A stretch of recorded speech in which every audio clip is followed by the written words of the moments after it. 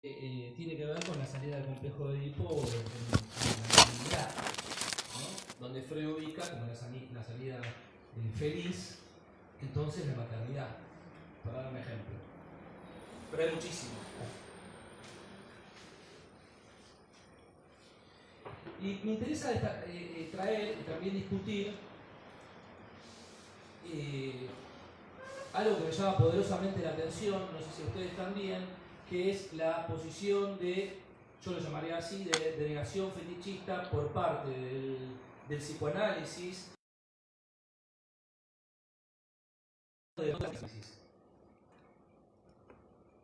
El ejemplo que a mí me resulta más obvio es el de Historia de la Sexualidad, tomo 1. Ya en 1976 sale un libro de un autor importantísimo para el pensamiento contemporáneo, un libro que uno podría decir prácticamente está dirigido a los psicoanalistas y nadie dice absolutamente nada. Yo no sé si a ustedes no les llama la atención que haya tanta bibliografía psicoanalítica y tan poca bibliografía dedicada, por ejemplo, a autores como Foucault, como Deleuze, como Derrida. No hay muy poquito. En ese texto Foucault hace una doble crítica al psicoanálisis que me gustaría retomar. Una doble crítica. Una crítica política y una crítica epistémica, podríamos decir. La crítica política, una crítica entonces vinculada al modo de concebir el poder del psicoanálisis, es justamente lo que Foucault llamó la hipótesis represiva, ¿no? Y la segunda, lo que yo llamaría una crítica epistémica, es acerca del lugar de la historia para el psicoanálisis. Lo que dice Foucault, no sé, seguramente lo conozcan, pero recordémoslo brevemente, es que a partir del siglo XVII, esto para mí es importantísimo, algo pasa en el siglo XVII que es fundamental.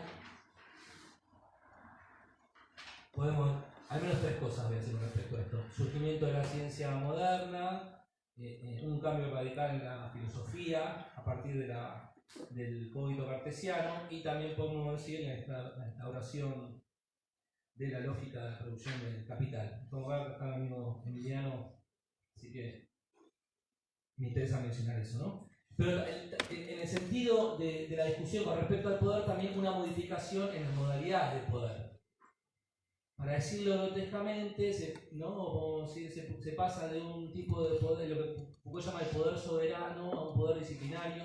Luego Foucault lo llama de un modo mucho más preciso una biopolítica, que implica entonces el funcionamiento, lo voy a decir, de una macropolítica, pero además un funcionamiento del poder subterráneo, yo llamaría manifestaciones psíquicas del poder, o en términos Foucaultianos, la microfísica del poder. ¿No? Me adelanto, voy mostrando cuáles son mis cartas. Yo lo que quiero conversar con ustedes es si el inconsciente es un dispositivo de poder, y esto qué significa. ¿Qué significaría esto? No solamente si es un dispositivo de poder, sino es el dispositivo de poder más eficaz. Lo que dice Foucault entonces es que a partir del siglo XVII se cree que se sufrió de modo exponencial una represión sobre los discursos sexuales, ¿no? Una censura, un poder limitante sobre nuestra condición deseante y sexual, etc., cuando en verdad pasó exactamente lo contrario en términos Foucaultianos, o al menos lo más importante es que en verdad a partir del siglo XVII los discursos sobre el sexo no dejaron de proliferar, la confesión de la carne no dejó de crecer y el sexo fue perseguido hasta sus ramificaciones más íntimas. Pero fíjense que el movimiento de Foucault, es decir, lo importante del poder entonces no es su perspectiva, al menos a partir del siglo XVII, no es su perspectiva limitante o represiva, sino su perspectiva positiva. Es decir, ¿no? Lo que el poder hace hacer. Y acá es donde reside la eficacia del poder para Foucault. Es decir, en hacernos creer que en la verdad del sexo vamos a encontrar la esencia de nuestro ser y que por lo tanto debemos decirlo todo para poder liberarnos, ¿no? Liberarnos justamente de estas cadenas represivas que nos impiden ser quien realmente somos. Recuerden, por ejemplo, toda la larga historia del psicoanálisis buscando la homosexualidad reprimida, por ejemplo, ¿no? Lo que usted, en el fondo, ¿no? detrás, en el fondo hay una homosexualidad, en el fondo hay una heterosexualidad en realidad. Cualquier cosa que sea en el fondo. En el fondo no hay nada. El éxito de los dispositivos de poder, entonces, para Foucault se trata de hacernos hablar, de hacernos actuar, de hacernos ser. O sea, produce, ¿no?, seres. Y a mí lo que me inquieta, lo que me interesa de la hipótesis de Foucault es que el sexo, entonces, a partir del siglo XVII, fue elevado a la condición de fundamento ontológico. Que nuestra esencia sería sobre todas las cosas sexuales. Y esto es profundamente visible si ustedes leen la psiquiatría decimonónica. Es decir, como lo que dice Foucault en los anormales es que el concepto fundamental de la psiquiatría del siglo XIX es el concepto de instinto sexual. Es lo que, por ejemplo, dio lugar a la aparición, y esto no es joda, esto es increíble, de la homosexualidad. ¿No? Quiero decir, para que exista algo así como la homosexualidad, tenía que existir un concepto como el instinto sexual que produjera, por lo tanto, entonces, personas que tienen una desviación de la norma. Digo que es absolutamente increíble porque entonces la homosexualidad no es meramente una categoría, no es meramente una categoría psiquiátrica, sino para pensar el carácter, lo voy a decir de este modo, performativo de los conceptos. O sea, no es que la homosexualidad fue meramente una, igual la heterosexualidad tampoco, ¿no?, meramente un concepto, sino que tiene esta característica de constituir modos de vida. Modos de vida. Bueno, después tal vez pueda hacer algo más con respecto a esto. La diferencia, por ejemplo, entre el sodomita y el homosexual. El sodomita. ¿Cuál es la diferencia del sodomita y el homosexual? Bueno, el sodomita, en todo caso, quiero decir, es una categoría de índole moral, en todo caso jurídica. Refería específicamente a un acto, ¿no? De hecho, Krafft-Ebing, cuando conceptualiza las perversiones, dice, hay una diferencia entre perversión y perversidad. ¿Qué significa esto? Claro, uno puede tener, supónganse, ¿no?, se salió a bailar, se tomó unos tragos, me acosté con un tipo, entonces uno va a ver un café y dice, bueno, nada, estaba un poco borracho, dice, bueno, no, son condiciones patológicas que le hicieron llevar a un acto perverso, pero usted no es un perverso. O sea, entonces, en todo caso, el sodomita es una categoría jurídico-moral. Quiero decir que no constituye un modo de ser. En cambio, la perversión no tiene que ver con un acto, tiene que ver con una personalidad, un modo de ser. Esto es lo que dice Krafft-Ebing cuando escribe psicopatías sexuales. Detrás de las conductas sexuales, lo que se encuentran son formas de ser, de estar en el mundo. El homosexual, en todo caso, el homosexual no es alguien que realiza un acto en particular. Son modos de estar en el mundo, con determinado tipo de características.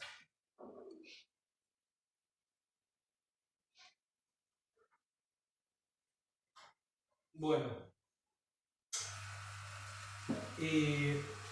¿Cómo hacer para incorporar esta crítica epistemológica y política al psicoanálisis? Yo pienso que si es posible que haya algo así como un psicoanálisis Foucaultiano, y entiendo esto como el psicoanálisis que incorpore la cuestión del poder en los vínculos entre saber y verdad, y que advierta la evolución histórica de sus diagnósticos y sus hipótesis. Para mí un psicoanálisis, yo lo llamaría Foucaultiano, no está Foucault, como podría ser un psicoanálisis feminista también. ¿Por qué no?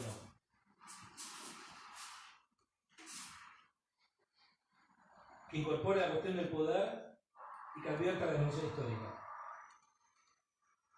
Ahora, lo que quería mencionar con respecto a lo que dice Foucault es lo siguiente. Foucault ubica el problema del poder del psicoanálisis en el yo, ¿se dan cuenta? Porque dice, claro, el psicoanálisis ubicó el poder en esta perspectiva represiva, censuradora. ¿No? En la obra de Freud, al menos en un principio, el conflicto es entre los deseos inconscientes y el yo, como instancia ético-estética. ¿No?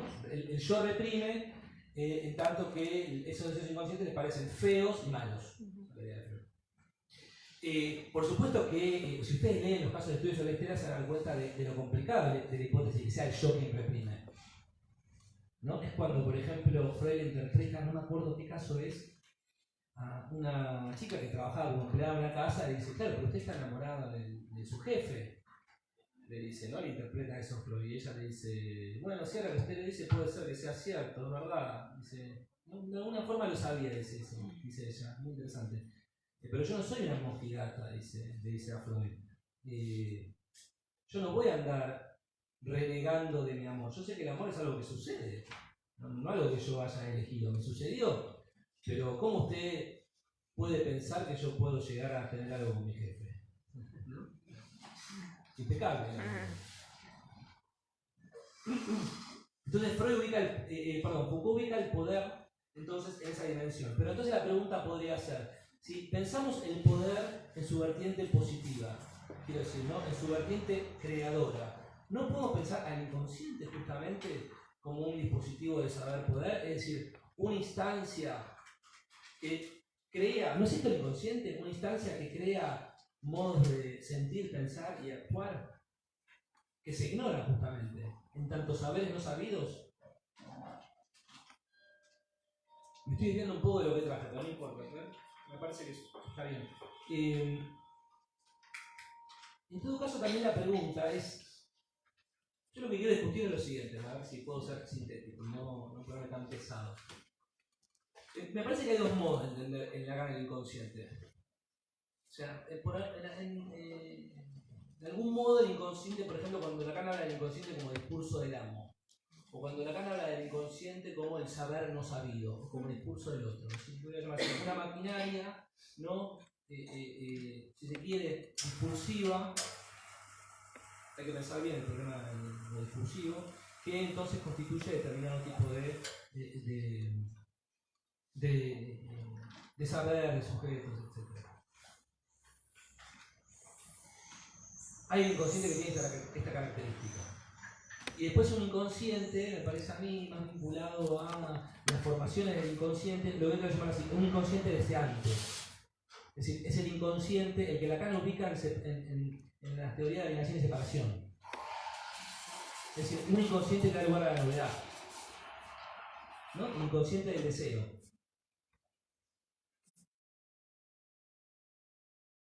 El inconsciente, en tanto dispositivo de saber poder, se dirige o me interesa que se discuta lo que respecta al complejo de Edipo. El complejo de Edipo y el complejo de castración, ¿qué son? ¿Son un delirio de Freud? Por ejemplo, como ustedes piensan, no sé si ustedes se siguen sorprendiendo con esto. Cuando leen la regresión genital infantil, ¿no? O textos anteriores de Freud, y encuentran ¿no? la conceptualización de la premisa universal del falo, ¿qué piensan? Que está completamente delirando Freud. En general, yo pienso que hay como dos perspectivas con respecto a eso. Una que dice que Freud dijo, lo que dijo Freud es la verdad, ¿no? Amén, que no nos parte un rayo. Ayer estaba en una discusión clínica y dije, esa interpretación de Freud es mala, dije. Hablando de la interpretación de Freud. Pero mala como, ¿en un sentido moral? No, mala, chota, que no tiene que ver con el caso. Digo, bueno, una forma es considerarlo así. Lo que dijo Freud es la verdad, porque es así y se acabó. Bueno, ya me parece que afortunadamente quedan pocos que toman esa postura. La otra es decir, lo que, bueno, quizás yo me encuentro con poco, gracias a Dios. Me junto con gente más La otra postura es decir, no, bueno, lo que digo Freud es un delirio, esto no tiene ni pie ni cabeza, es un delirio absoluto, hay que desecharlo al tacho de basura. Pero, ¿qué hacemos con el complejo de Edipo? Lo que dijo Freud en el complejo de Edipo es una cosa rarísima. Dijo en principio, Freud lo que dice es que el inconsciente edípico, es decir, el que se constituye cuando se constituye el inconsciente. Usted me hablará de la represión primaria, etc. Pero para Freud el inconsciente es elíptico. Lean los casos y se van a dar cuenta. O sea, lo que interpreta es, ¿no? Especialmente los vínculos con el padre, en general. Pero es un inconsciente edípico. Un inconsciente que se constituye justamente en la medida en que se reprime el complejo de Edipo. No digo que se sepulta porque nadie lo tiene sepultado. Lo tenemos reprimido, podemos decir. Es decir, sigue accionando. Y lo que dice Freud es tremendo. Dice, el complejo de Edipo se reprime en función de una teoría que es la premisa universal del falo. Esta teoría, ¿qué tiene de verdadera? Hace poquito me encontré leyendo un libro de Thomas Laqueur, un libro espectacular, que se llama La construcción del sexo, donde Thomas Laqueur lo que dice, es una idea que a mí me impactó muchísimo, es que la diferencia sexual anatómica surge en el siglo XVII justamente. Es como una diferencia inconmensurable, ¿no? Los hombres son de Marte, las mujeres son de Venus, etc.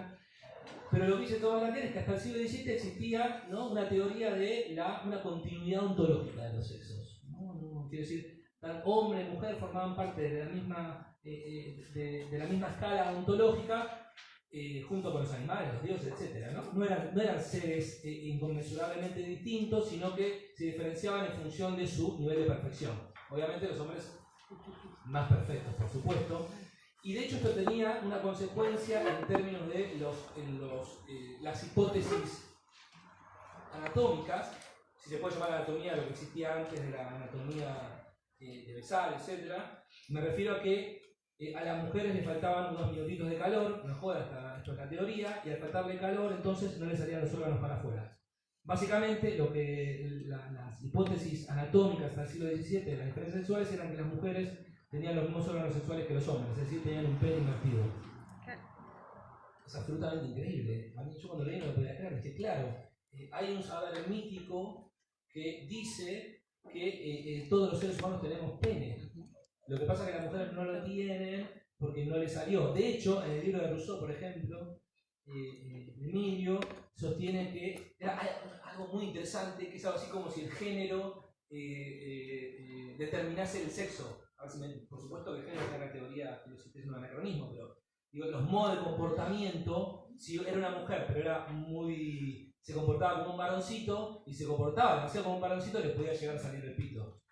Pero es muy interesante, porque tal vez entonces yo cuando leí eso dije, bueno, pero tal vez Freud es increíble, pero leyó algo una teoría sexual que parece perimida, que parece completamente elegante, pero tal vez hay algo de eso. ¿Por qué no puede haberlo si durante 18 años se sostuvo algo así? 18 siglos, perdón. De hecho, cuando Freud nace, está justamente en el momento de pasaje de esta diferencia sexual precientífica, podemos decir, hacia la diferencia sexual anatómica que se instauró como saber en el siglo XVIII o XIX. El complejo de Edipo, ¿no? Se reprime el Edipo, se produce el inconsciente edípico y el inconsciente queda inscrita la diferencia sexual en función de fálico y castrado. Otra teoría tremenda es que para Freud el inconsciente en algún sentido es masculino. Es decir, el momento en que se produce, porque la teoría de Freud en este sentido es bastante coherente. Vieron que se habla de no hay representación del órgano femenino por esto, ¿no? Porque es un agujero, un vacío, no sé, boludeces de ese calibre. Pero la teoría de Freud es mucho más precisa, dice, no hay representación del órgano sexual femenino porque cuando se reprime el complejo de Edipo no se conoce el órgano sexual femenino, no se lo conoce. Por lo tanto, en el inconsciente no hay mujeres. Para Freud en el inconsciente no hay mujeres, es una cosa impresionante esa idea. Y tampoco hay varones en un sentido estricto, es decir, hay seres castrados y seres fálicos. Por supuesto, con una clara connotación política. ¿Por qué? Porque para Freud los seres castrados son seres inferiores. O sea, ¿no? Es así, dice llanamente. Es lo que produce entonces que el varón, con respecto a la mujer, tenga tres salidas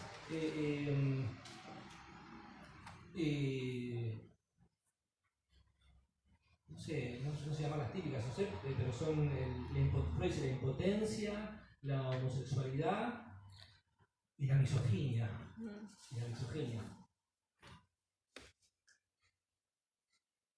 Y en el caso del varón también con sus consecuencias, ¿no? Por ejemplo, esta división, cuando se ama no se desea, cuando se desea no se ama. O también el problema de la degradación. El problema de la, ¿no? Como condición erótica encuentra Freud que debe haber una degradación. En fin, todos problemas entonces que surgen en función de lo que Freud ubica como un inconsciente que produce entonces determinado tipo de pensamientos, sentimientos, reacciones en el mundo, de síntomas podríamos decir, en función entonces de estos saberes.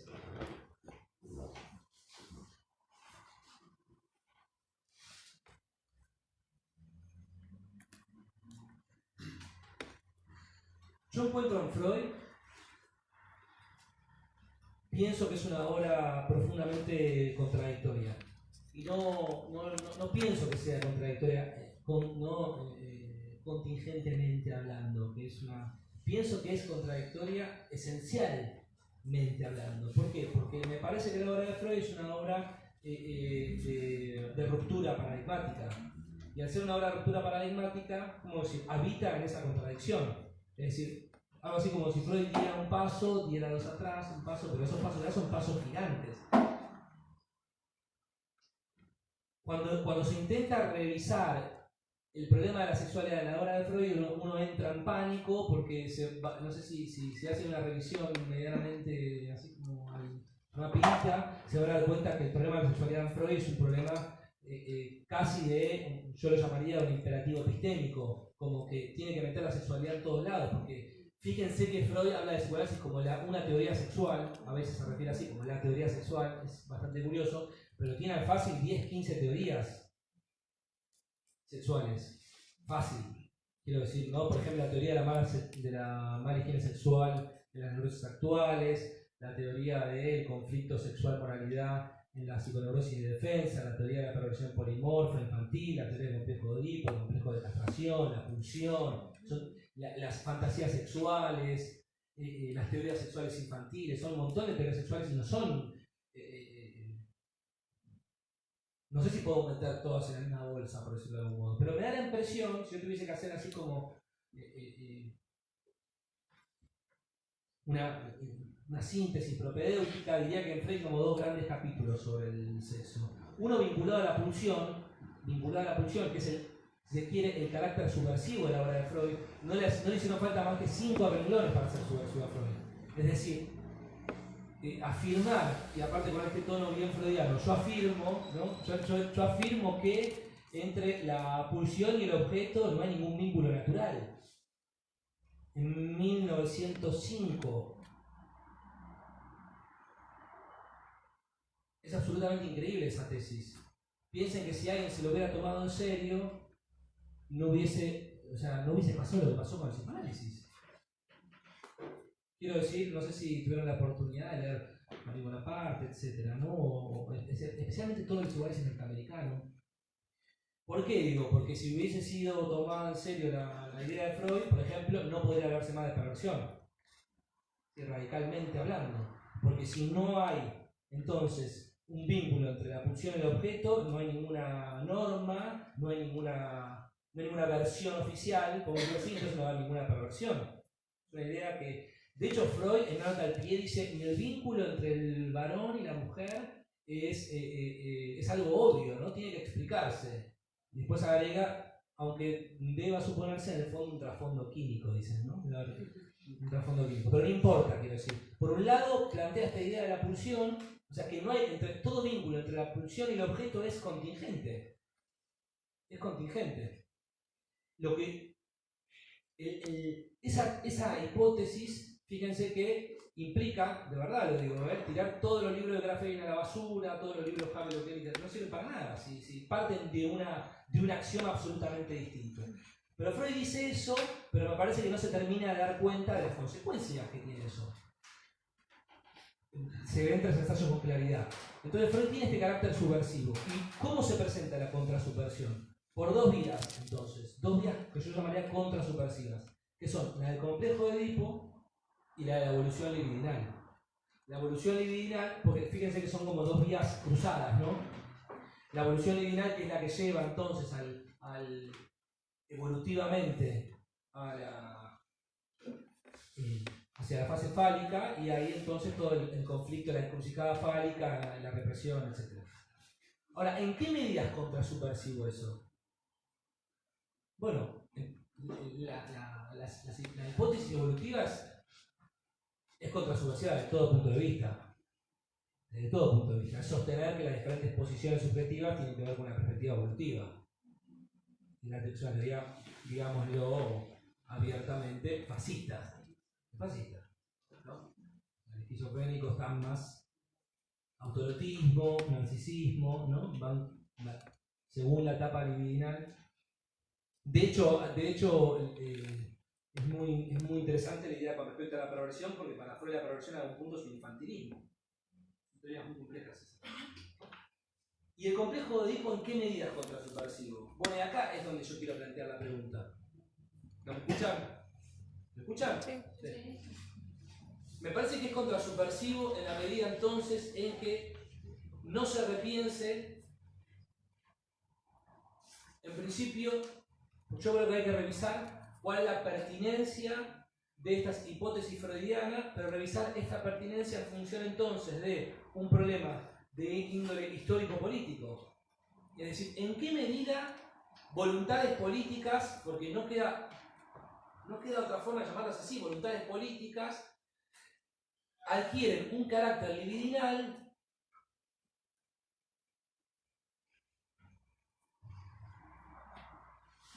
en una perspectiva familiar? No sé cómo decirlo de otro modo. En una perspectiva familiar. Quiero decir, por ejemplo, a ver si quiero traer esta, encuentro esta cita de... Ya termino, esta cita y termino.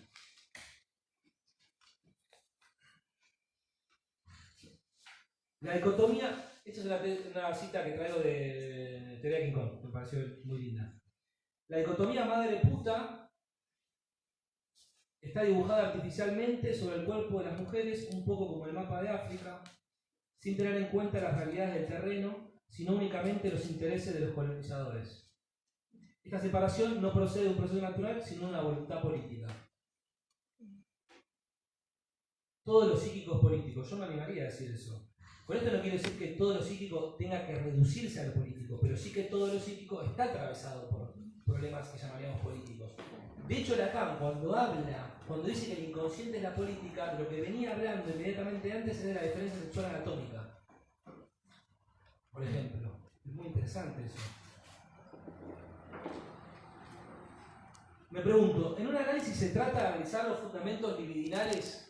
Porque justamente se trata de pensar cómo las voluntades políticas se libidinizan, adquieren un carácter afectivo. Justamente lo interesante de Freud, lo que dice Rubin, es muy interesante, que es que el psicoanálisis en algún punto puede haber sido la mejor teoría feminista, en la medida en que diagnostica dispositivos de poder que actúan bien subrepticiamente. Allí donde no se espera encontrar nada vinculado al poder, en palabras cariñosas de un padre, ¿no? Consejos maternales, no sé. Es donde el poder adquiere mayor eficacia. No se trata de un análisis de analizar los fundamentos libidinales de las voluntades políticas, es decir, su reproducción en el mito individual del neurótico. La familia, evidentemente, no es el origen de los complejos. Pero ¿no es el lugar donde se reproducen y donde adquieren su fase sintomática? Es una pregunta que tengo. O sea, ¿hay que hacer estallar el Edipo o no hay que hacerlo estallar? O tal vez se trate de, entonces, analizar el Edipo, pero teniendo en cuenta, si se quiere, el carácter político del Edipo. O en todo caso, cómo funciona el Edipo ahora también, ¿no? Quiero decir, no desconozco que tal vez haya que revisar todo eso. No creo que haya consecuencias políticas. Dos cositas más y ahora sí. ¿Cómo estoy? ¿Me pasé? Bueno, dos y termino. Dos cositas entonces. Cuando se piensa en psicoanálisis en el poder, creo que tiene que ver entonces, desde una perspectiva clínica y de transmisión, por ejemplo, ¿qué tiene que hacer el psicoanalista? ¿Por qué los psicoanalistas seguimos hablando de homosexualidad, por ejemplo? ¿Por qué? Porque es una categoría perimida, una categoría que construyó la psiquiatría del siglo XIX de la mano de Kraft. ¿Por qué siguen usando esos conceptos? En segundo lugar, ¿qué tiene que decir un psicoanalista sobre la homosexualidad? ¿Qué tiene que decir? Me pregunto, lo podemos discutir. ¿Qué tiene que decir un psicoanalista sobre lo trans? Me pregunto, nada más. No lo sé. Por otro lado, esto implica también que nosotros, los psicoanalistas, nos veamos, no que nos metamos, o sea, que nos veamos llevados indefectiblemente a debate de índole político. ¿Me entienden? O sea, me preguntaron, ¿qué opinas sobre que el psicoanálisis haga militancia, por ejemplo, de LGBT, etcétera? Digo, es que no puede ser de otra manera. Porque si nosotros, en un sentido estricto, seguimos las ideas freudianas, es que pensamos así. Si no, no estamos, quiero decir, al menos en la parte más interesante de la obra de Freud. No sé si me siguen con esto que quiero decir. O sea, tiene consecuencias políticas, pero porque la misma teoría nos arrastra hacia allá.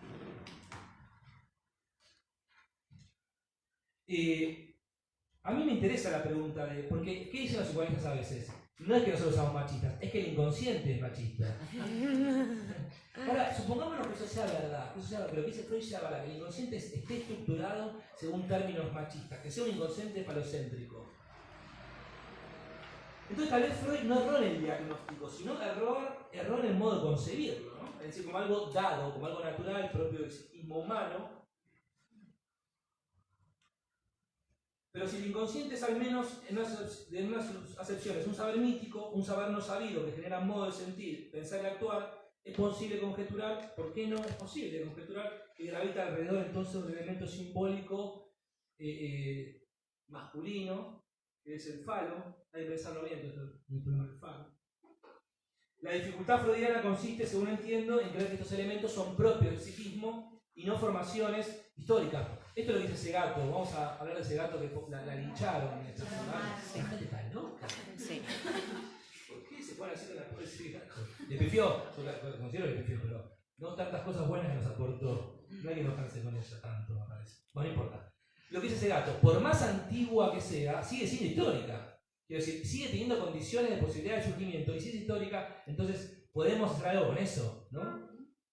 Es decir, el falo tal vez pueda dejar de ser el elemento simbólico que organiza y determina la diversidad sexual. Es interesante eso. ¿Es deseable eso? Bueno, sí, seguramente, ¿no? Es decir, ya se discute bastante, gracias a Dios, los efectos negativos y opresivos del falocentrismo. ¿Esto resolvería los conflictos de la diversidad de las posiciones sexuales y de los vínculos amorosos sexuales? Y bueno, no, nosotros sostenemos que no. Esa es otra tesis fundamental que en términos lacanianos es no hay relación sexual. Es decir, no, solucionaría unos problemas, indudablemente, pero no solucionaría otros. Lo importante es que el analista entonces no patologice, no ciencialice las posiciones sexuadas, sino que atienda al conflicto sexual inherente a cualquier hablanteza. ¿Es el inconsciente en algunas facetas un dispositivo de poder? ¿No es esto lo que sostuvo Lacan, lo que dijo Lacan cuando dijo el inconsciente es la política? ¿O que el inconsciente es el discurso del amo? Bueno, y por último, ¿cómo se integra todo este problema del discurso capitalista, ¿no? En términos lacanianos. Bueno, quizá me excedí un poquito. Gracias.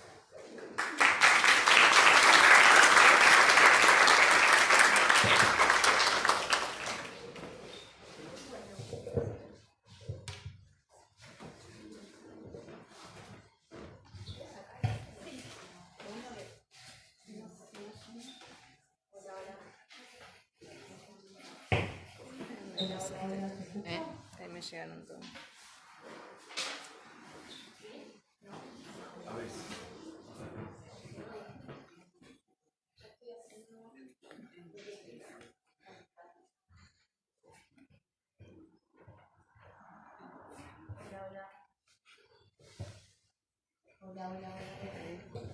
Hola.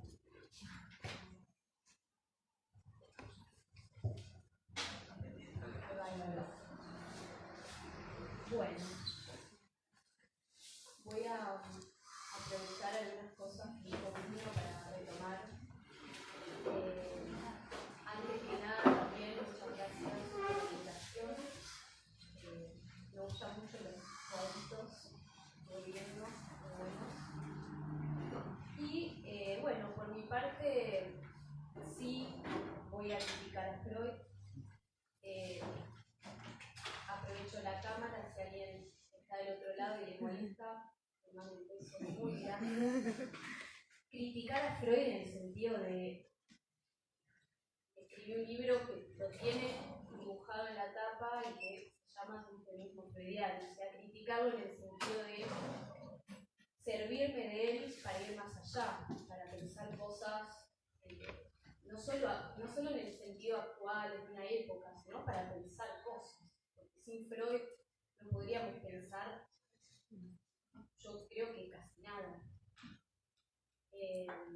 pero sí lo critico en el sentido de justamente de que lo leo, de que lo estudio, de que lo pienso, de que me hace pensar y me hace producir.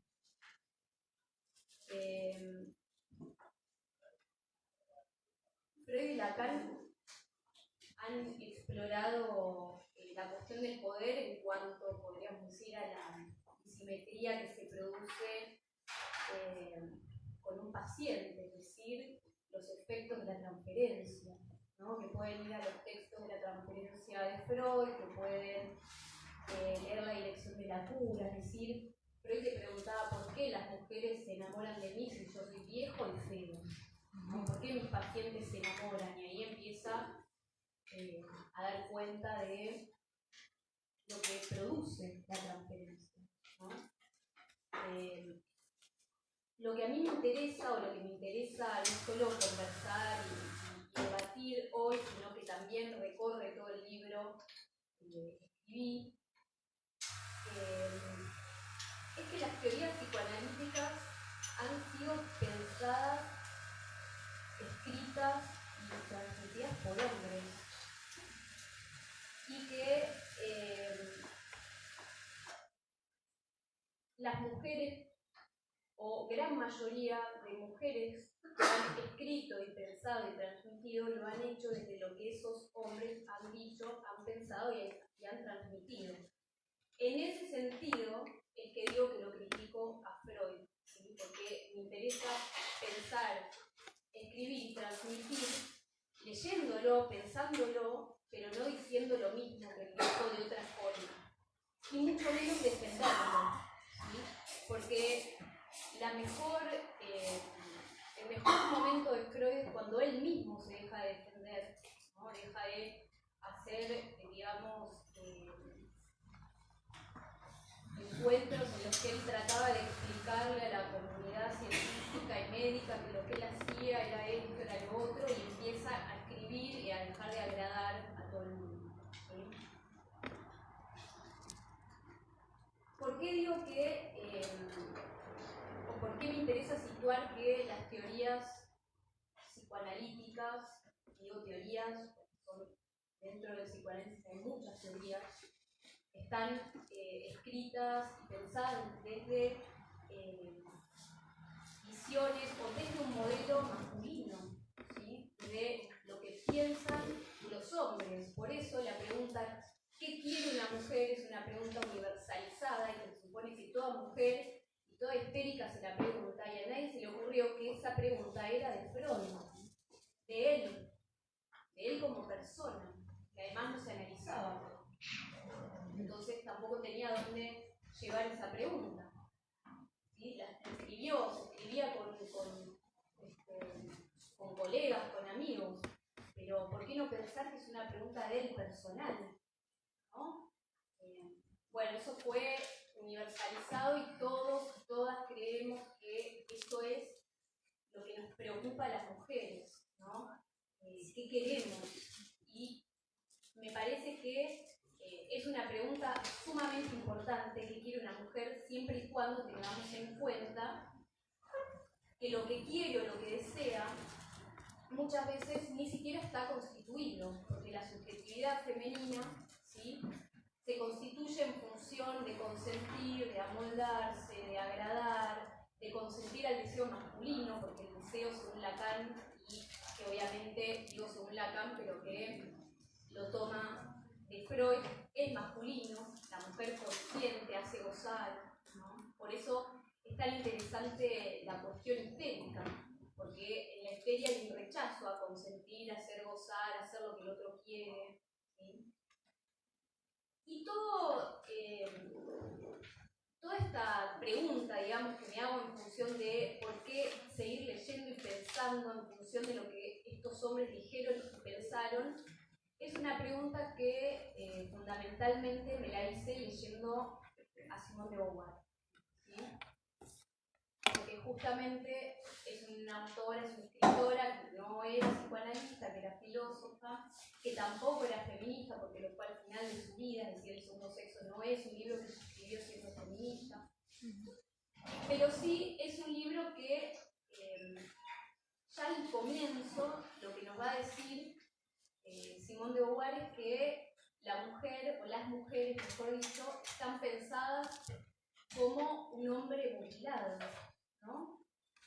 Y justamente desde esta forma de pensar también me llevó, ¿no?, a ubicar que justamente las mujeres como hombres mutilados también permite pensar la insatisfacción histérica, ¿no? Es decir, ¿por qué no pensar que esa insatisfacción histérica siempre fue pensada desde este lugar, de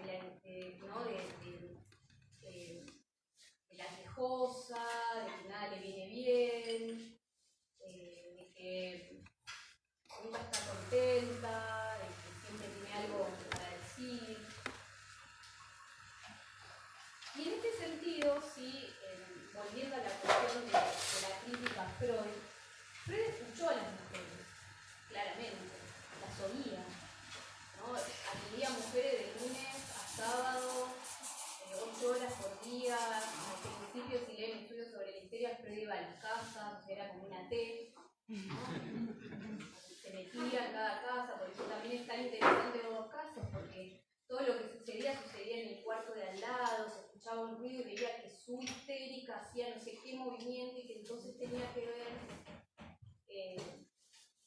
Y justamente las escuchó, eso está claro. Pero lo que no escuchó fueron sus reivindicaciones, ¿sí? Es decir, relata en el caso que Dora estaba muy interesada por la fisiología y los libros de medicina y de anatomía, como si eso fuese algo poco importante para el caso, ¿no? Dado que para Freud un psicoanálisis le devuelve a alguien su capacidad de amar y de producir, ¿no? Es decir, que lo que hacemos todo el tiempo es tener en cuenta lo sintomático en el amor y en la producción, en el trabajo, en lo que una persona desea, quiere, en lo que le gustaría hacer. Y Dora todo el tiempo, digamos, la podríamos pensar como quien hubiese querido ser médica, ¿no? Pero no, que la bisexualidad, que se estaba enamorada de la señora K o del señor K, y que el padre, que es el padre infiel. Es decir, toda una novela de algo que Freud escuchó y recontó, ¿sí? Pero no escuchó, por ejemplo, que Dora quería estudiar. En el caso de Elizabeth von R., algo similar, es decir, la relación sintomática con la muerte del padre y luego que debería casarse con el cuñado, en lugar de escuchar que ella le estaba diciendo que ella no tenía problema en casarse, pero quería casarse con alguien que amara, ¿no? Tan sencillo como eso. Le gustaba un pibe, de hecho podríamos decirlo así, como si fuese una paciente actual, y la noche que sale justo con el pibe, el padre empeora, ¿no? Y ella deja de ver a ese pibe, que es un pibe de su edad, que no la iba a poder mantener, como era en esa época, que se casaban con señores grandes, ricachones, que las mantenían. Pero ahí no está la escucha, sino que está en toda esa otra cuestión, ¿no? Bruno traía el caso de Emile Lucier. Yo pienso que el caso de Emile Lucier también había dos cosas fundamentales en el sentido de pensar las reivindicaciones que llevaban sus pacientes, que le contaban todo el tiempo sobre el maltrato de ese patrón, de ese empleador, que la maltrataba, ¿no? Que la amenazaba. Si vos no cuidás bien a los chicos, te echo. Si vos no haces esto, y veía situaciones de violencia del tipo con sus amigos, con gente invitada a la casa, y sobre todo la cuestión de la vergüenza que está en ese caso, ¿no? Porque Freud le dice, usted tiene vergüenza de amar. Y me parece que no solo eso es un hallazgo, sino que es algo que les pasaba a las mujeres, porque las mujeres no podían amar, tenían que amar al que les elegían, que les convenía para tener un lugar social, para tener dinero, ¿no? Entonces, ¿cómo no me iba a dar vergüenza que un hombre le gustara, le calentara, le excitara, etc.? ¿No? Era algo impensable. Con respecto al Edipo, ¿sí? El Edipo freudiano, ¿de qué describe una realidad, sin duda, una gran descripción, está muy bien hecha. Por eso muchas personas la comprueban. Dicen, sí, es cierto, mi hijo varón tal cosa, mi hija mujer tal otra, ¿no? Nadie va en contra de esa descripción. Y por supuesto que ordena relaciones de poder entre hombres y mujeres, entre marido y mujer, entre hermanos, entre el hermano varón y la hermana mujer. Lo que Freud llama Edipo normal, ¿sí?, es lo menos normal del mundo, sobre todo en las mujeres. Porque una mujer, para ser normal, y el propio Freud lo dice, tiene que atravesar por dos trocamientos, por dos momentos donde tiene que cambiar absolutamente su objeto de amor, que es la madre, y justamente o casualmente, ¿no?, su zona erógena. O sea, tiene que renunciar al placer del cuerpo. Porque a mí no me vengan con dónde está, digamos, localizado el placer de la mujer. Las que están presentes todas saben muy bien dónde está, y la que no sabe, vaya a investigarlo hoy mismo. Se lo recomiendo. Entonces, esa sesión que tiene que hacer de ceder una parte de su cuerpo, el clítoris a la vagina, es para que la relación sexual con un hombre, ¿no?, encaje perfectamente, tenga hijos, todo cierre y sobre todo se cure, ¿no? Porque en esa época la cura era eso, tener hijos, casarse y tener hijos. Obviamente en ese orden. Imagínense que no era. Al trocar de objeto, además, la madre deja de ser la sede del poder. La niña se inclina al padre porque descubre que es el que ejerce el poder, el que le dice que sí, el que le dice que no, el que la habilita, el que compra, el que trabaja, el que ordena, el que dice sí, no, podés, no podés, el que ve que le dice eso a su madre, a su propia madre, la habilita o no la habilita, le permite, no le permite. La madre pasa a ser odiada, culpable, inferior, despreciada, ¿sí? Todas características que además se transmiten entre mujeres entre generaciones, ¿sí? Una degradación al propio género. Es decir, que en ese trocamiento de objeto, de madre a padre, hay una degradación al propio género, no solo a la madre, sino a la madre y a la mujer misma. Ella misma se degrada, y a su género, y a sus congéneres. Y otra cuestión para pensar de este trocamiento es que la madre queda excluida de la teoría freudiana. Todos los casos que les fui mencionando, Freud los piensa en relación a sus padres. Y lean estudios sobre la histeria, todos están en relación a la relación de ellos con su padre, ¿no? Digamos, a Freud no le interesó sintomatizar que la madre de Dora era una mujer completamente desdichada, que lo único que hacía todo el día era limpiar, y que además lo que limpiaba estaba prohibido usarlo porque estaba limpio. Era algo tremendo, ¿no? Y que obviamente Dora no estaba muy interesada en identificarse ese modelo. Por eso también su deslumbramiento con la señora K, porque la señora K era más piola, parece que tenía algunos sentimientos, leía, ¿no?, y hablaba de sexualidad.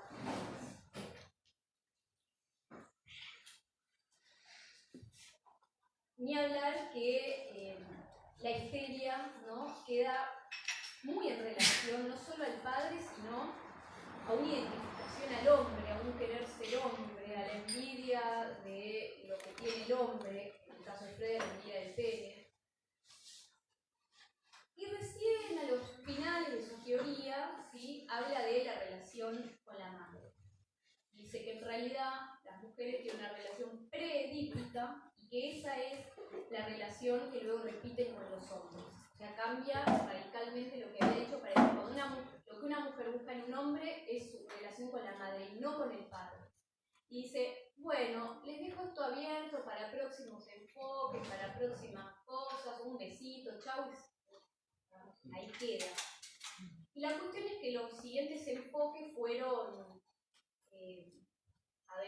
no, digamos, por supuesto tuvieron psicoanalistas que tomaron esa relación, pero la tomaron por ahí más bien ligada a lo que las mujeres psicoanalistas tenían permitido en su época, que era obviamente trabajar con niños. Como mujer, con madre, saber re bien qué hacer con los nenes, este es un territorio, fíjate qué onda, explorar por ahí, y la cuestión se fue para ese lado, ¿no? Pero quedó abierta esta cuestión, que es la que yo retomo en el libro. Ese consejo de Freud de que queda esto abierto para próximos enfoques, para quien quiera tomarlo, y bueno, ahí es donde yo digo, bueno, me parece que es un buen momento y me meto con la cuestión de la relación madre-hija.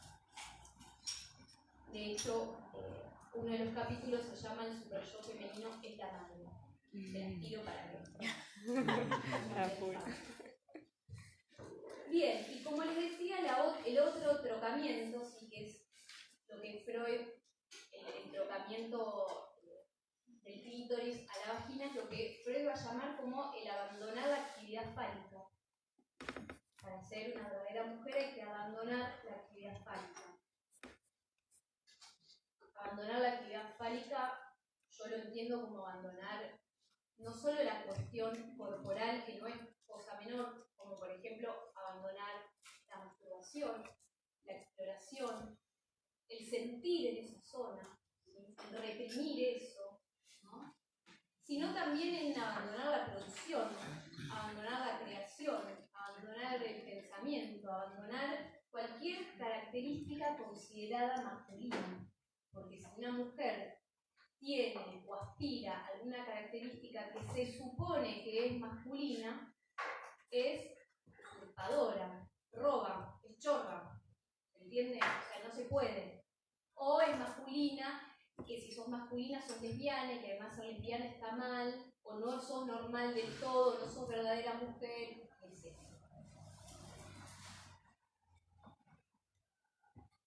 Bien.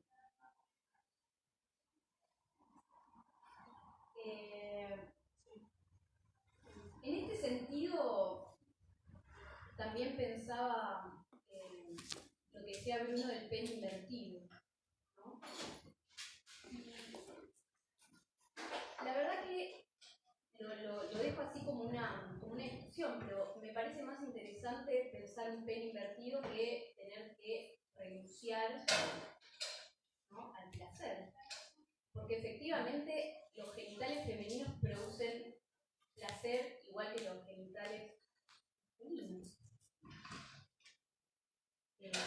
De hecho, otro capítulo del libro que ya está casi al final se llama La construcción del clítoris. La teoría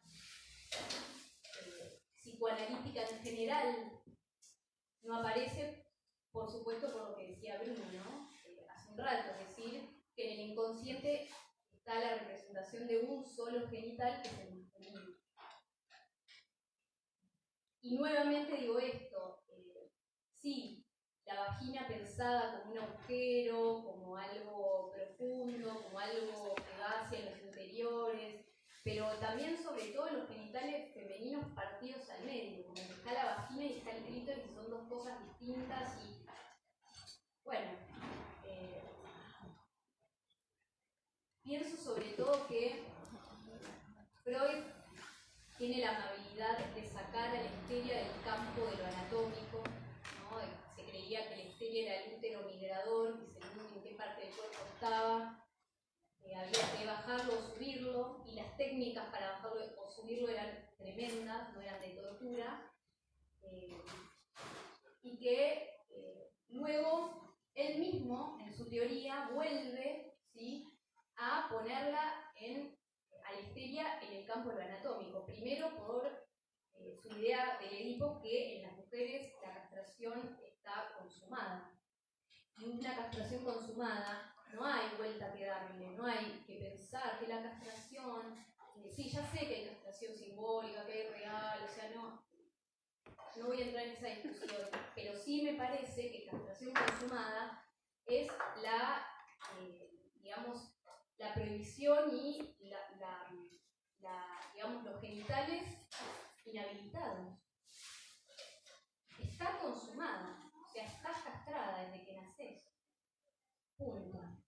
Y estar castrada no es solamente el placer del cuerpo, porque si no hay placer en el cuerpo, no hay posibilidad de pensar en nada.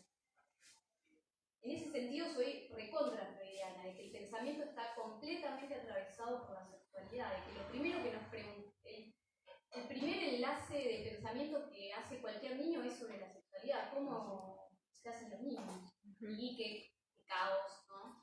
Responder eso.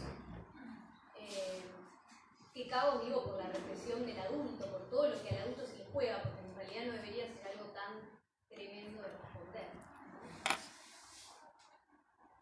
Bueno,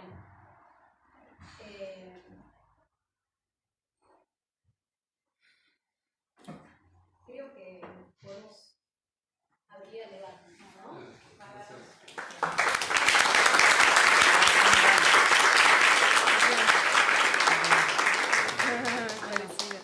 Abrimos a las preguntas, comentarios.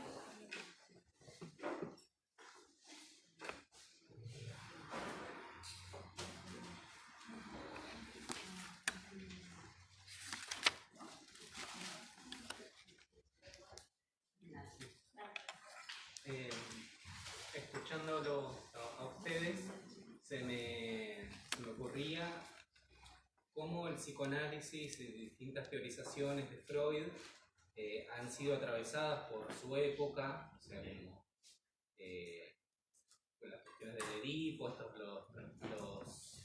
los cambios de objeto y de zona erógena en el Edipo femenino, cómo todo eso por ahí no solo ha sido atravesado por la época y Freud lo ha tomado descriptivamente, sino que después muchos psicoanalistas lo han tomado de forma prescriptiva también.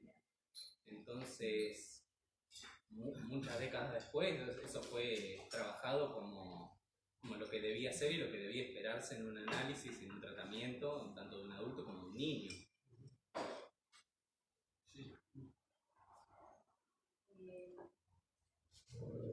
Totalmente, sobre todo, insisto en esto que para mí es actual. Una mujer se espera que tenga un hijo. Y muchos análisis van en esa línea, en esa dirección. Y esa dirección implica que aunque ahora haya mujeres que del vamos dicen, mira, yo te aclaro que no quiero tener hijos, el análisis va por el lado de lo que implica no tener hijos, o sea, que ser o no ser madre sigue siendo el centro del análisis de una mujer.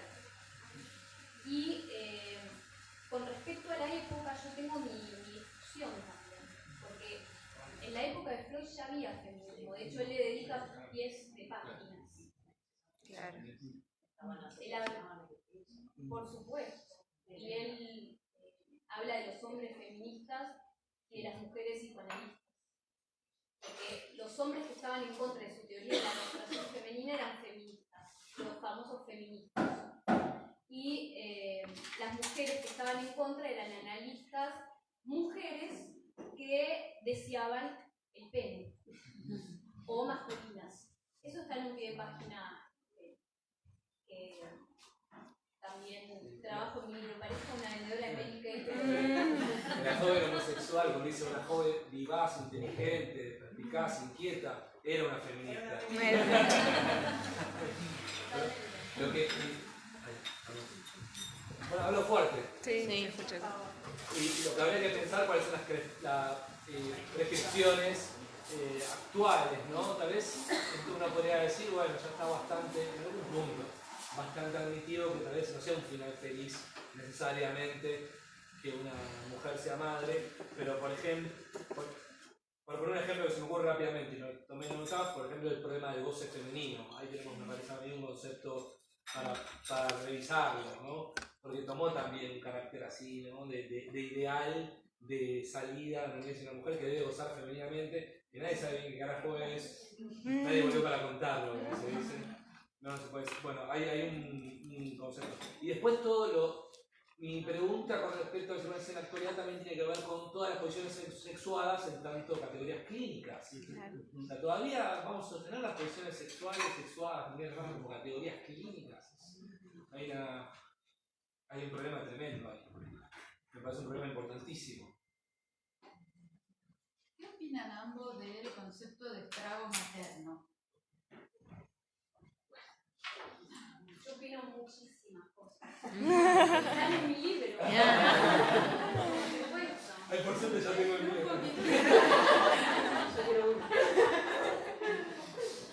Me parece que es un concepto completamente estigmatizante de la maternidad, porque Lacan va a decir que la madre es estragante por estructura, o sea, en sí mismo, madre es sinónimo de estrago. Claro. ¿No? Porque Ana María Fernández ahora estaba pensando en el estrago materno. Juan Mitre también. Es que me parece que un estrago lo puede producir cualquier género, cualquier persona, ¿no? Es decir, poner en el lugar del enigma, de la verdad, de una pregunta, a un hijo, para que eso tapone, obture y no haya pregunta posible. Pero también me parece que en el caso de las mujeres, ¿sí? Justamente la castración consumada es la que, o que las mujeres estén castradas, es lo que hace también poder mediante que sean o que deseen un hijo, ¿no? Para estar completas, para tener esa felicidad que les prometieron desde que eran niñas con esa primera muñeca que les regalaron y que les dijeron nada, les dijeron tomar, este es el menuco, y desde los 2 años aprenden a ser madres, ¿no? Le das un bebé a una niña pequeña y lo sabe agarrar a la perfección, lo agarra, y es muy impactante ver eso, ¿no? Le das un bebé a un padre y empieza a les pasa todas esas cosas, digo, en general, no es doble como las generalizaciones a veces no. Pero pienso que es un concepto antiguo, vetusto, estigmatizante, que hay que repensar, porque también comprueba teorías. Porque si yo todas las mujeres madres que me vienen a consultar, pensara en la teoría del estrago, listo, ya está, son estragantes, punto. No hay más nada que pensar ahí. No me importa su historia, no me importa qué promesa le hicieron, no me importa su relación con su marido o su novio que le dijo vamos a tener un hijo, tuvieron el hijo y después se fue o está, pero trabaja mucho y muchas horas y él no puede hacerse cargo. Entonces el hijo también va ocupando lugares que tienen que ver con una relación, tiene que ver con una relación de poder. Entonces el estrago me parece que hace estragos con la posibilidad de escuchar. El problema ahí digo es, como decías, extravagante por estructura, ¿no? El concepto de estructura, y pensarlo a histórico ahí, digamos, ¿no? Que se juega. Pero no sé qué es lo que queda como el libro de qué se trata, digamos, es por estructura. Es igual peligroso la madre. Yo voy a decir que Ana María Fernández cuando lo presenta en el mejor de psicoanálisis sistémico, ahora explico, justamente desde una dimensión política y tratando de decir, pensemos también en el estrago paterno, Claro. la cantidad de abusos, digamos, y demás que se producen desde el hombre, porque a nadie se le ocurrió pensar que eso también tiene un formato de estrago, digamos, como eso justamente políticamente. Por eso digo que el estrago lo produce cualquier persona, claramente, un materno. A mí me da la impresión que Lacan hay movimiento con respecto a esa impresión de una lectura personal, ¿no? El diccionario 4 y 5, que trabaja el complejo de Edipo, ahí yo recién hace poquito me di la cuenta, porque yo me preguntaba, ¿por qué el deseo de la madre tiene un tanto falo? Me preguntaba eso, ¿por qué falo? No, ¿por qué? Y claro, me di cuenta, porque la madre es mujer, y lo que la mujer desea es falo. Se cierra perfecto. Lo dice Lacan, en esos seminarios está así, pasa, pero la teoría es esa, como la madre es una mujer, lo que la mujer desea es falo, el niño entra en el lugar de falo. Es interesante porque Lacan arranca la historia de otro lugar, arranca en el lugar del otro, es muy interesante. Pero la famosa cita del cocodrilo, Sí, eso, por eso. bueno, pero revísenla, es interesantísimo, dice Lacan. Les voy a decir algo, es una estupidez profunda lo que les voy a decir, pero en aquella época les hablaba gente que no entendía un pedo de nada, y les dije que, pero igual no me den mucha bola, me da la sensación de que Lacan, o sea, vean el contexto de esa cita, van a ver que Lacan desestima un poco esa idea. Me da la impresión de que Lacan en el siglo XVII por ahí empieza a hacer una crítica ya masiva del complejo de Edipo. De algún modo, yo no dije nada de esto que yo dije, sí lo dijo. O sea, los ideas 4 y 5 son profundamente heteronormativos, bien machistas, están todas ahí. Porque no solamente habla de finales felices en la salida del complejo de Edipo, en el sentido de que un varón se identifica la posición paterna, sino que se identifica la posición viril. Pues no vaya a ser que sea un hombrecito no tan macho, digamos. Está todo el problema ahí. Pero me parece que cambia en algún punto. Igual es cierto que, más allá de lo que Lacan quiso decir, ¿no? Que son discusiones un poco inservibles, es verdad que hay frases que adquirieron una potencia terrible y queda este tremendo prejuicio de las madres son las locas y tiene que venir el padre. Además llama mucho la a poner el orden. Están todos los psicoanalistas pidiendo que vuelva el padre. Peligroso. Que vuelva el padre. Con las consecuencias judiciales. Sí. Yo tengo dos comentarios que disfruté mucho de la conversación. No, en función de la cuestión del estrago materno, pensaba en otro concepto que es lo que se desprende de las dos notitas que le da Lacan a Jenny Aubry, con la que sobre el niño, que en general incluso después fueron o suelen ser tematizadas como tipos clínicos esas exposiciones, que incluso después de eso Miller se encarga de, digamos, de modo contribuir a ello. Pero digo, en las dos notas digo, esta digamos, posibilidad en la cual el niño o sea síntoma de una pareja o sea objeto del fantasma materno. Sí.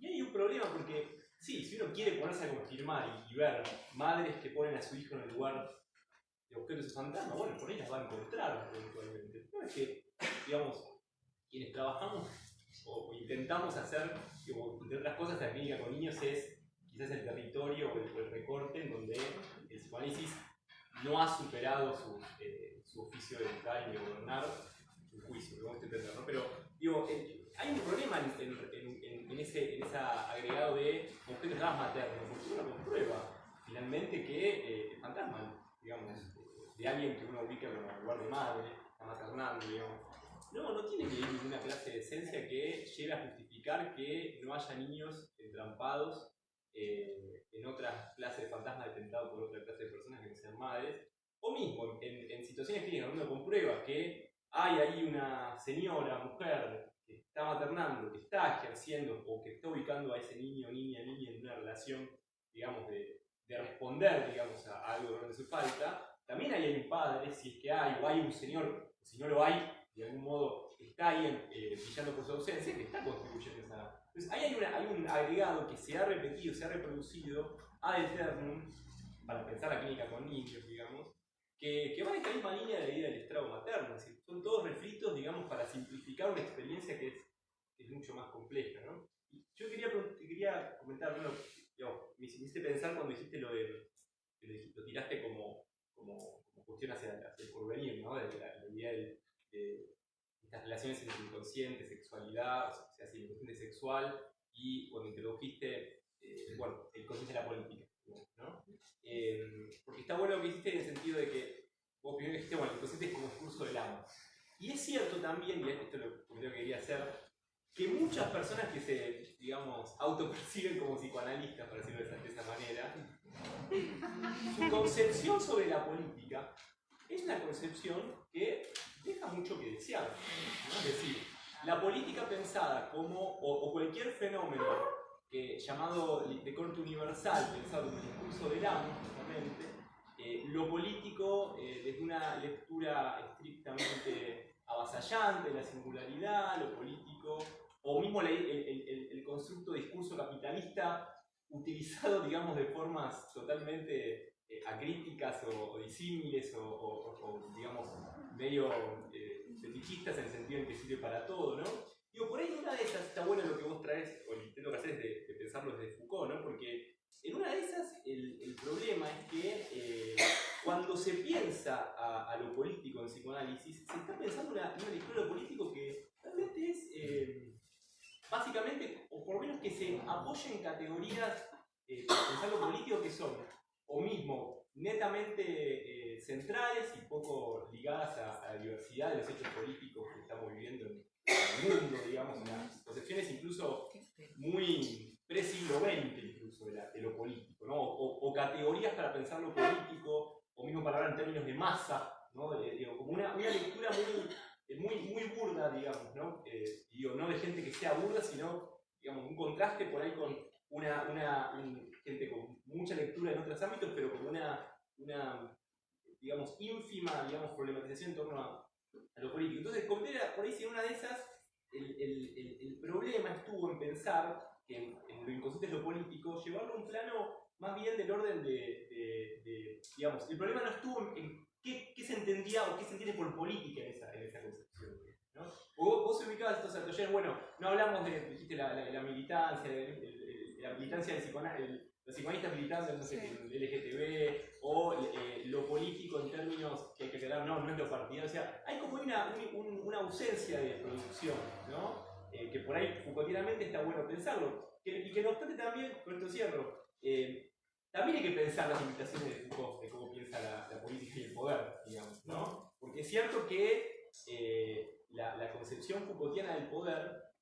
o de ese, digamos, supuesto contrapoder que nunca llega, digamos, ¿no? Para Foucault, para Rawls, para los Foucaultianos, digamos, más clásicos, que por ahí incluso mejor uno buscaría los Foucaultianos, los americanos, digamos, ¿no? Y hay una cosa más interesante, pero que ahí también hay una limitación, y lo voy a decir sin ningún rodeo, de corte occidental francesa para pensar el poder, digamos, ¿no?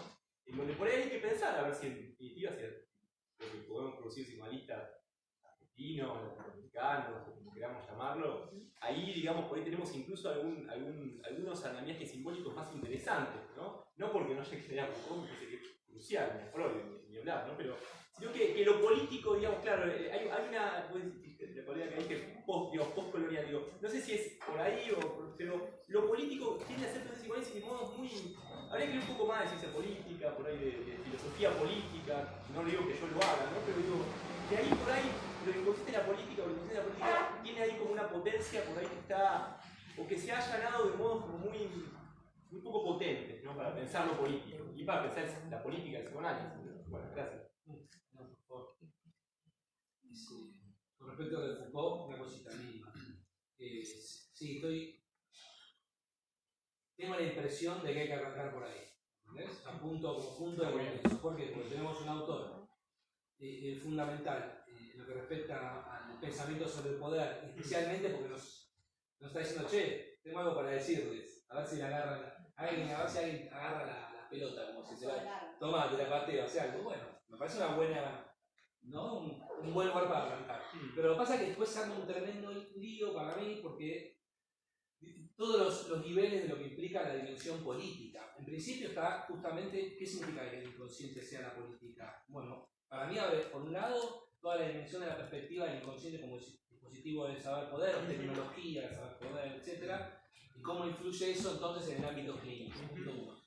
Pero después, cómo encima las propias categorías, nuestra propia teoría, etc., tienen incidencia en lo que llamamos política en un sentido clásico, por ejemplo, a nivel de la militancia, no solamente de una militancia partidista, no la descarto, sino además de militancia en términos de luchas políticas precisas vinculadas a determinado tipo de contingencia. O sea, se mezclan una serie de planos vinculados a la política que a mí se me da un lío tremendo, en principio. Por el momento, mi pregunta es en todo caso, ¿qué significaría pensar al inconsciente como un dispositivo de saber poder vinculado al problema de la sexualidad como categoría elevada al ámbito de lo ontológico? Es decir, aparentemente, según lo que dice Foucault y algunos otros autores, a partir de determinada época, que es justamente en esa época donde Lacan ubica el surgimiento del inconsciente, según planteo en el libro, que es que la pregunta de los seres humanos es ¿qué soy en tanto ser sexuado? Por eso es verdad lo que dice Sofía acerca de por qué solamente la pregunta de la posición sexual queda vinculada a la mujer. Porque la histeria, Lacan de la teoría de por qué la histeria es femenina, justamente por el problema del palo, etc. Se pregunta por qué es mujer, porque no tiene ningún órgano, ningún elemento simbólico, etc. ¿Por qué la pregunta de la mujer es una pregunta por la posición sexual y la del hombre es una pregunta por su existencia, digamos? me parece que igual que hay algo, no solamente Foucaultiano, sino una serie de autores que concluyen que es en determinado momento la sexualidad pasa al lugar donde se juega, digamos, ¿no? nuestra postura ontológica. Preguntamos qué significa ser hombre, mujer, padre, madre, no sé, heterosexual, homosexual, lo que fuere. Ahora, eso sería mi pregunta de inicio, pero después es verdad. Las consecuencias que tiene la idea del inconsciente de la política para mí son tremendas. Sí. Especialmente todo lo que implica cómo, lo que si no términos de Guattari significa ¿no? micropolítica del deseo. La política en su perspectiva micro resulta muy importante también. Hay un curso ahí entre lo macro y lo micro, ¿no? Que me parece que hay que seguir trabajando, estudiando, y viniendo de autores al menos me parece que no son estrictamente politólogos, ¿no? Son filósofos, no sé bien qué clase llaman. Que puede parecer una obviedad, ¿no? Pero en la línea de lo que vos decías de los psiquiatras y demás, es también un psicoanálisis que empieza a dejar un poco de poner el cuadrado como cuerpo, ¿no? Digamos, igual. Un psicoanálisis que, retomando lo que vos decías antes de cómo se categorizaban o conceptualizaban desde la homosexualidad, digamos, cuando vos hablabas hace un rato, digamos, primero, ¿no? O sea, se explica la homosexualidad, pero no se explica la heterosexualidad, digamos, ¿no? Por ejemplo, los manuales psiquiátricos. Digo, entrar en un inconsciente político es abandonar también esta idea del saber médico también que trae Freud, ¿no? Que es el cuerpo biológico, como decía ella, digo, ¿no? O sea, entrar en otros entramados, digamos, para poder pensar. A mí el movimiento que hace Munich y Foucault al mismo tiempo, es decir, las mujeres, ¿no? Las lesbianas no son mujeres, los gays no son hombres, podríamos decir. No solamente es una denuncia, se quiere, al carácter político de las posiciones sexuales. Y me parece que en todo caso es eso, se trata de estar advertido de eso y no combate semejante saco. ¿Cómo? Repito nuevamente, ¿por qué seguimos utilizando esos términos que desconocen toda esta dimensión? O sea, es asumir una posición política, seguir tomando determinado tipo de nociones. Yo qué sé, a mí me parece que está. Me parece claro en ese sentido, pero bueno, realmente para discutirlo. Y aburrido. Porque parece menos importante, pero esas lecturas ya son hasta un borde, ¿no? Como politizadas, centradas en esta insistencia de reimprimir una y otra vez un concepto y no tocarlo y que sea eso y con eso trabajar y corroborar y nada, a mí me produce un sueño, unas ganas de dormir. Es preocupante de mi discusión, porque nos cierran de alguna manera siempre diciéndote que no entendiste Lacan o no entendiste Freud,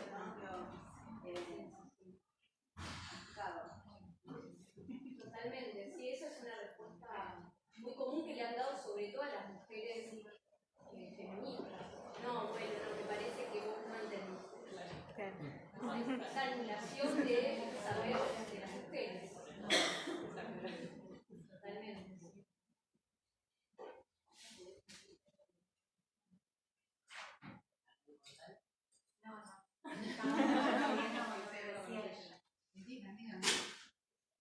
Yo relacioné esto de que tomabas el poder de hacer, ¿no? Voy a decir algunas cosas. Por un lado me resulta bastante difícil pensar o encontrar un psicoanálisis que no sabe. En general sabe siempre más. Más que Segato, más que todos sabemos más que la filosofía, más que la sociología, más que... Y ese es un tema de poder también importante, digamos, ¿no? Y a veces, digamos, vinculando con esto que decían, ¿no? Porque traían también del falo, me parece que a los hombres nos sobra mucho poder en ese sentido. Diría, hay como un cambio de perspectiva. ¿A la mujer le falta o al hombre le sobra, digamos, ¿no? Y me parece que en eso, por lo menos yo creo que hay que hacer bastante más silencio y escuchar un poco más, como decía también, escuchar otras cosas, ¿no? Pero me resulta, la verdad que no sé ustedes, pero me resulta bastante difícil encontrar un psicoanálisis que no sabe. Sí, en algún punto estoy de acuerdo con vos. Lo que pasa es que va es muy complicado lo que es, si nos tomamos en serio en un sentido radical lo que decís, entonces no hay psicoanálisis. O sea, es mentira que haya psicoanálisis. Porque si de verdad los psicoanalistas saben, entonces no sé qué están haciendo en su clínica, qué estamos haciendo. No me quiero excluir. Porque la posición del psicoanalista es que no sabe. O sea, ¿no? La posición de entrada. No sabe, en principio, de qué sufre esa persona, qué significa, ¿no?, el lugar que ocupa su existencia, cómo goza, cómo desea, etc. Para decirlo así rápida. Sí, por supuesto que tiene que saber en el sentido que tiene que estar un poquito informado, ¿no? Informarse un poquito. Pero yo estoy de acuerdo que nos hace falta a los psicoanalistas. En principio, salir de esta posición dogmática, de las imposturas. Igual ya creo que. Yo quizás sea optimista. ¿A ustedes les parece que no? Yo tengo la sensación de que en algún punto ya eso ya queda un poco vetusto, aburrido, ya medio que. Y la verdad, una posición de apertura a leer autores, autoras de otras disciplinas, especialmente el ámbito del feminismo, historia política de la sexualidad, historia de las ideas, filosofía, sociología, antropología, hay tanto para leer. Realmente, a mí una cuestión personal, yo leo mucho menos psicoanálisis que lo que leo de otras disciplinas, muchísimo. Leo a mis amigas, a mis amigos, porque en general pues, me interesa mucho lo que producen porque me siento como que también somos todos parte de lo mismo en algún punto, y después a algunos autores precisos, pero después hay que estar bien. Me parece que ya fuera eso de la psicoanálisis que sabe más que los sociólogos, los antropólogos, los filósofos. Me parece, no le encuentro ni pie ni cabeza. Ahora viene el Congreso de Psicología, ¿no? Sí.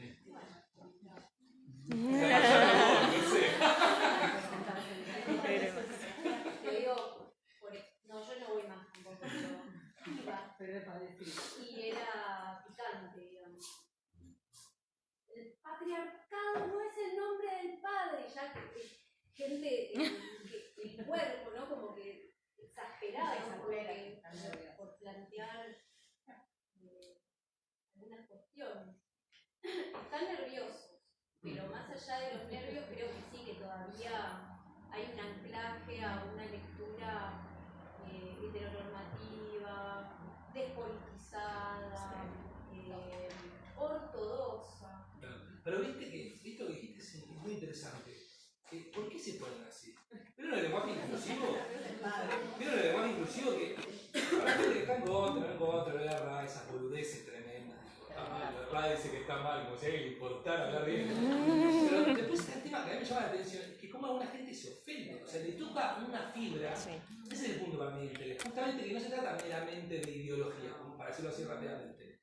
Justamente estamos hablando de la descripción psíquica de las ideologías. ¿Me entiendes? Ese para mí es el punto de interés. ¿Cómo eso se inscribe en un punto que pasa allá? Por eso es muy difícil establecer este tipo de luchas en términos argumentativos, de coherencia, ¿no?, de transmisión y racionalidad. No tiene la impresión de que así no vas a cambiar a nadie. Porque ¿no? hay un punto de afección, está escrito, lo voy a decir así, siendo lacaniano, está escrito de un modo que lo que hay que cambiar justamente son las máquinas de producción de enunciados, no los enunciados en realidad. Claro. Hay que atacar el fundamento lógico. Creo que ese es el espíritu lacaniano de la escritura, de que el goce es la escritura. Y no, si se quiere, meramente el saber. Cuando dice que el goce es lo que está en el límite del saber, o lo que, ¿no? O el problema del litoral entre el saber y el goce, creo que hay una idea de Lacan muy interesante que es que las afecciones, digamos, habitan en los esqueletos, digamos, de las máquinas que producen determinado tipo de saber. Es una idea muy interesante para pensar cómo se modifica eso, a dónde hay que apuntar. Estamos hablando de una máquina de producción. Sí. Y yo podría, bueno, a lo mejor hay que explorarlo. Yo creo que está explorada. Digo, cuando pensamos o trabajamos, esto que pareciera que hay que poder decir algo desde el colectivo LGBT y demás, ¿no? Es una respuesta también, ¿no? Explotar de alguna manera esta máquina de posiciones, ¿no? Sí. Sí, creo que, nuevamente, me parece que son múltiples batallas la que quedan, ¿no? Con muchísimos mucho flanco, digamos. Para mí es por varias vías que se ataca el problema. Pero le decía esto también en función de, por ejemplo, lo que plantea Lacan con la fórmula de la sexuación. Me voy al pedo, pero perdónenme. Pero creo que Lacan, el espíritu de ese tipo de teorías creo que tiene que ver con cómo, por ejemplo, el complejo de Edipo existe en función de determinado tipo de, en términos de Lacan, escritura, ¿no? Es esta, por ejemplo, la que Lacan llama el nombre, es decir, sostener una serie de producciones discursivas en función de una lógica que dice que hay una excepción que fue una regla. Y ahí, ¿no? Uno podría incluir ahí adentro de las teorías contractualistas, políticas, ¿no? La idea de Leviatán hasta el complejo de Edipo. Muy interesante, a mí me parece muy interesante. No lo tengo muy estudiado igual, pero es un punto interesante para pensar dónde se asientan estas afecciones. ¿Por qué la gente se pone así tan loca? Sí. Pienso también que el patriarcado cambia su ropaje, nos engaña todo el tiempo. Cuando parece que todo estalló y que el Edipo no existe más y que el psicoanálisis es otro, o también esta cuestión de esa como feminidad edulcorada de la mujer misterio, no toda, que tiene infinitos semblantes, entonces de pronto las mujeres decimos, bueno, por ahí, no sé qué, y de pronto nos encontramos con que la cuestión es la misma, con otra ropa, con otro color, con otra forma. Entonces también hay que estar despiertas y despiertos, ¿no? Porque si no te digamos, engatusan, se disfrazan. Sí. Sobre todo la cuestión del falo, porque justamente se supone que el falo no lo tiene nadie, en realidad no lo tiene nadie, ¿no? Pero los hombres lo tienen siempre y cuando las mujeres no. O sea, para tenerlo, la otra no tiene que tenerlo. Y sobre eso se, digamos, edifica toda la superioridad masculina, de tener, hacer, pensar, saber, siempre y cuando las mujeres no tengan, sepan, piensen, ¿no? Entonces, eso se va, me parece, también se va como disfrazando, y las mujeres siguen sin gobernar, y si gobiernan tienen que tener ciertas características, y siguen sin poder muchas veces pensar, ni decir lo que saben. Me parece que eso insiste.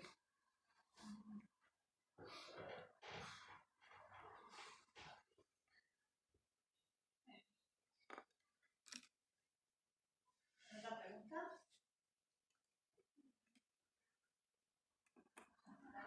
Bien. Vamos a ver la final, ¿no? Queremos ver todas. Bueno, muchas gracias. Hacer caso. Gracias.